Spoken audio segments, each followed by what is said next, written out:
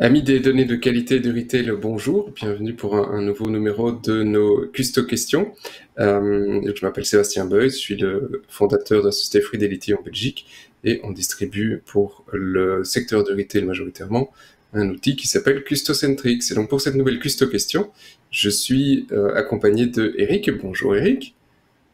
Bonjour Sébastien, bonjour à tout le monde. Et donc aujourd'hui, on avait envie de vous parler d'un sujet qui nous tient à cœur, et tous les deux, c'est l'optimisation des budgets de communication en marketing direct spécifiquement. Donc en gros, la distribution des folders. En effet, c'est le sujet pour aujourd'hui. Sébastien, on a de plus en plus de nos clients qui pratiquent ce qu'on appelle le trade marketing, c'est-à-dire qu'ils demandent via des méthodes de co-marketing à leurs partenaires fournisseurs de cofinancer la création de contenus qui sont des contenus à valeur ajoutée pour les consommateurs et qui sont parfois à titre promotionnel. Et donc, ils créent des folders qui sont de 8-10 pages qu'il s'agit de distribuer à bon escient. Et c'est ça la logique dont on va discuter. Et la problématique d'un marketeur, c'est qu'il a toujours des contraintes de budget, donc il a une enveloppe dans laquelle il doit travailler, et puis deuxièmement, il a dû s'arranger avec les différentes parties qui fournissent son projet, de savoir combien de folders il allait pouvoir distribuer. Et donc, il a quelques éléments de briefing qui nous remet d'habitude, tu vois. Oui, c'est toujours plus ou moins la même chose, hein. On doit distribuer les folders, et puis on a un budget à respecter. C'est surtout ça la problématique. Donc comment, et puis mais après c'est bien de respecter le budget des folders, mais ça doit arriver aux bonnes personnes. Il faut un peu mélanger le tout, et on y arrive. Exactement. Et donc, leur briefing, il varie un petit peu en fonction des circonstances, du fait qu'ils aient une base de données avec beaucoup d'adresses email ou pas beaucoup d'adresses email. Et puis, les éléments de briefing varient. Mais généralement, c'est dire, j'ai 800 000 folders qui sont à distribuer, par exemple, et j'ai un budget de distribution de autant d'euros. Et avec ça, je voudrais bien informer un maximum de clients. Quand j'informe mes clients et quand il y a la possibilité de favoriser les bons clients, je veux davantage communiquer avec les bons clients. J'ai un objectif de génération de trafic, ça veut dire que quand je fais du distribution folder à proximité, je m'attends à pouvoir toucher des prospects aussi et je veux pas oublier de cet aspect de génération de trafic avec de nouveaux consommateurs non plus.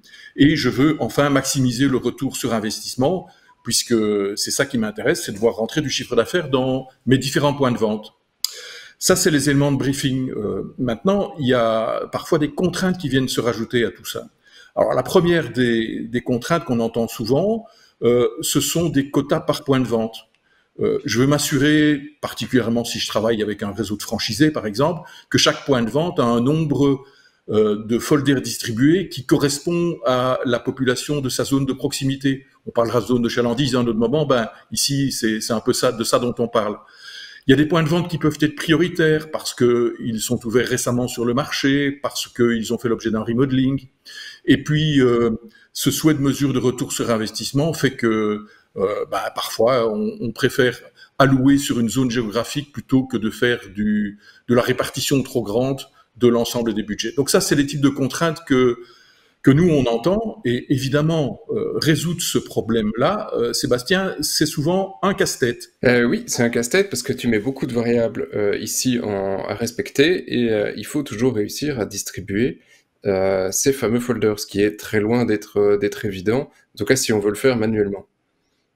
Exactement. Et c'est pour ça que l'algorithmique, évidemment, est quelque chose d'utile dans ce domaine-là. Rappelons quand même que quand on fait ça, on a avec des bases de données qui représentent plusieurs centaines de milliers, voire millions de consommateurs. Et rappelons, et tu peux peut-être le montrer à l'image, que chaque consommateur dans une application telle que ce Custocentrix est ce qu'on appelle géolocalisé. Donc la carte que vous voyez ici, on s'est mis dans la configuration d'un réseau qui en fait est un réseau virtuel. Peut-être que tu peux nous expliquer ça, Sébastien, la création de ce réseau virtuel ici. Oui, donc en fait c'est assez facile à expliquer. C'est en fait tous des faux consommateurs qui sont générés sur base de populations existantes, c'est-à-dire qu'on se base sur les zones INS pour la Belgique avec un certain nombre d'habitants. On se dit ici probablement qu'on aura autant de consommateurs, possiblement en tout cas, avec ensuite évidemment des contraintes sur base des distances par rapport au point de vente. Donc, quelqu'un qui habite à 200 km du point de vente n'a pas intérêt à être consommateur. Donc on génère toutes ces populations et puis c'est un petit peu comme ces simulateurs avec des petits jeux de fourmis. On les fait bouger, on les fait avancer, on les fait faire des achats, avec toute une série de contraintes qui sont assez proches de la réalité pour arriver à un réseau totalement virtuel et qui nous permet de démontrer tous les outils sur une vraie fausse population. Ouais, c'est un super travail que vous avez fait, Sébastien, et c'est indispensable parce que, à l'égard de chacun de nos clients, on a une obligation de respect de la confidentialité des données qu'on traite au travers de nos outils, et donc il n'est pas question d'accéder aux bases de données de chacun de nos clients.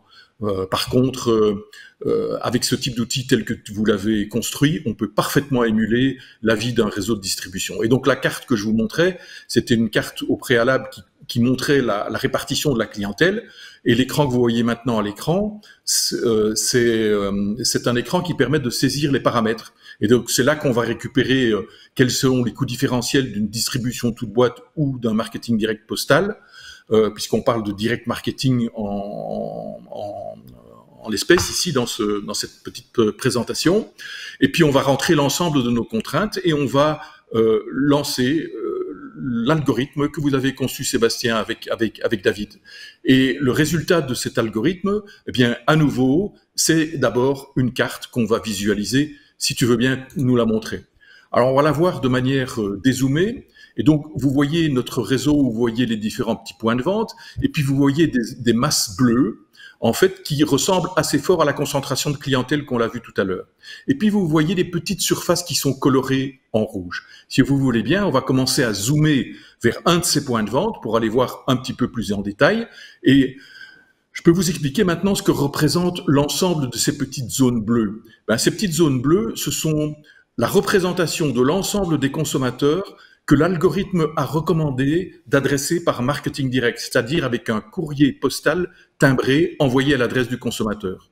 Quant aux petites zones qui sont en rouge, ce sont des secteurs statistiques, et je me réfère à la présentation qu'on a faite des secteurs statistiques par ailleurs, que je vous invite à aller regarder si vous n'avez pas déjà vu.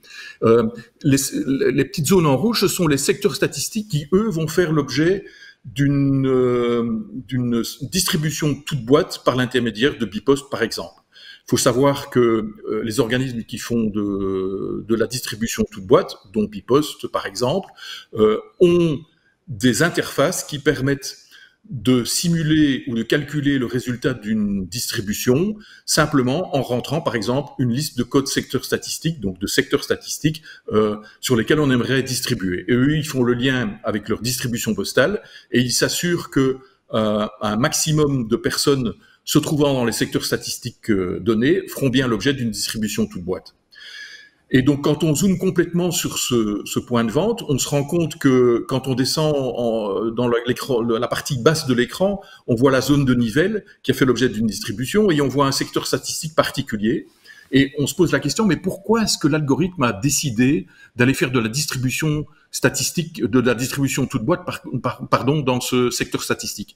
La raison, elle est simple. C'est simplement que c'est un secteur statistique dans lequel l'enseigne en question a un taux de pénétration élevé et où se concentre un nombre significatif de consommateurs qui font partie de la catégorie des bons clients de cette enseigne-là. Et donc, ici, je pense qu'on parle de l'ordre de 239 ou 239 consommateurs ou adresses de consommateurs dans ce secteur statistique par rapport à une population estimée de 498 consommateurs. Et donc, on a un taux de pénétration qui est à peu près de 47%. Ça veut dire que c'est beaucoup plus intéressant de distribuer à tout le monde dans ce secteur statistique-là plutôt que d'adresser du courrier nominatif postal. D'autant que la différence entre les 239 et les 438 consommateurs, ce sont des prospects potentiels pour ce secteur avec ce grand principe du géomarketing qu'on appelle qui se ressemble s'assemble. Donc, dans un quartier où j'ai des bons clients, la probabilité de trouver d'autres bons clients qui ont des comportements d'achat et des attentes similaires à mes bons clients est nettement plus élevée. Et ça, c'est la vertu de ce qu'on a fait. Donc, en résumé, Sébastien, On a obtenu un budget, on a obtenu un nombre, et l'algorithme a fait une proposition de répartition du budget entre de la distribution de toute boîte à un prix donné, avec des nombres de consommateurs qui ne sont non ciblés autrement que géographiquement, et puis toute une série de bons consommateurs dont on ne connaît pas l'adresse email et qu'on n'a pas réussi à adresser autrement, à qui là, un courrier de marketing direct personnalisé va leur être adressé.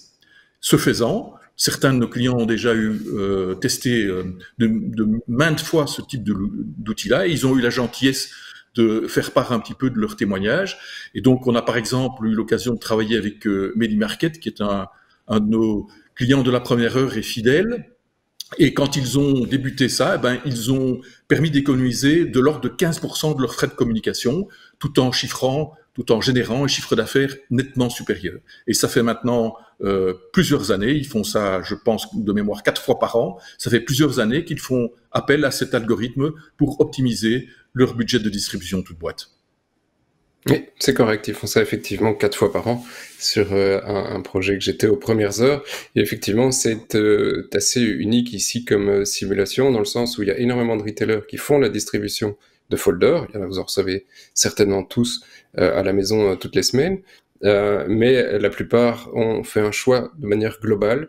Soit on fait de l'adressé, soit on fait du toute boîte. C'est assez rare qu'un retailer sépare les deux en disant je veux toucher tous les bons clients de manière certaine, c'est-à-dire que voilà, même s'il habite à 40 km de mon point de vente, il fait l'effort de venir jusque chez moi, il a besoin de recevoir ce folder de promotion. Et donc c'est effectivement toute la base de l'algorithme ici qui est pondérée sur plein d'autres critères, mais qui permet de toucher tous les bons clients et tous ceux qui effectivement devraient recevoir cette communication. Et donc c'est un petit peu une petite sauce magique pour la distribution. Voilà. Merci Eric pour tes explications et ta custo réponse. Et on vous donne rendez-vous dans un nouveau numéro très bientôt pour plein d'autres custo questions. À très bientôt et merci de votre attention.